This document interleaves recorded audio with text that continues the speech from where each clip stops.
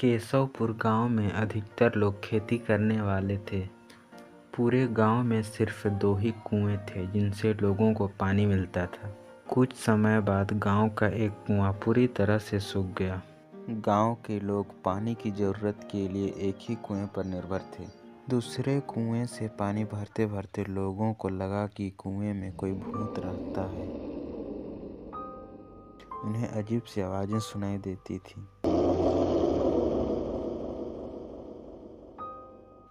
खेती करने वाले पुरुषों की पत्नियां तो डर के मारे कुएं के आसपास भी नहीं आती थीं। धीरे धीरे पूरे गांव में बात फैल गई कि कुआं भूतिया है। अब रात के समय कोई भी कुएं के पास नहीं जाता था। गांव का एक बच्चा कहीं खो गया। काफी ढूंढने के बाद भी बच्चा नहीं मिल रहा। तो एक बार कुएं के पास जाकर देखो। सभी कुएं के पास देखने पहुंच गए। वहां पहुंचे लोगों ने बच्चे को कुएं के अंदर मरा हुआ पाया। अब एक तो कुएं का पानी खराब हो गया और दूसरा बच्चा कैसे मरा इसको लेकर गांव के सभी लोग परेशान थे। सबने एक दिन मिलकर नया कुआं खोदने की सोची। कुछ ही दिनों में कुआं खोद लिया और उसमें पानी भी आ गया। पूरे गांव के लोग नए कुएं से ही पानी भरते थे और भूतिया कुएं की तरफ जाना सबने बंद कर दिया था।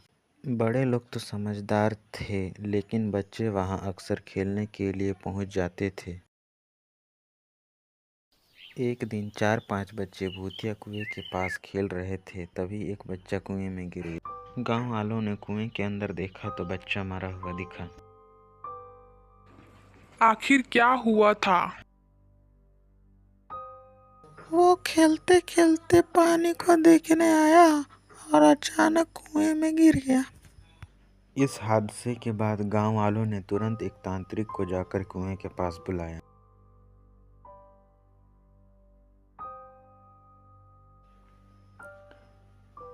वहां पहुंचकर तांत्रिक ने बहुत सारे मंत्र पढ़े, जिसे सुनकर भूत सबके सामने आ गया।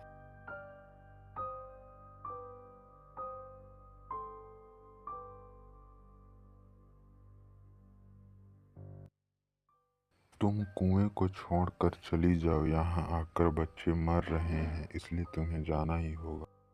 हा हा हा, इस कुएं में सालों से मेरा पूरा खानदान रहता आ रहा है। मैं यहाँ से बिल्कुल नहीं जाऊंगी। इस कुएं के चारों ओर घेरा लगा दो। ऐसा करने से किसी तरह के हादसे नहीं होंगे।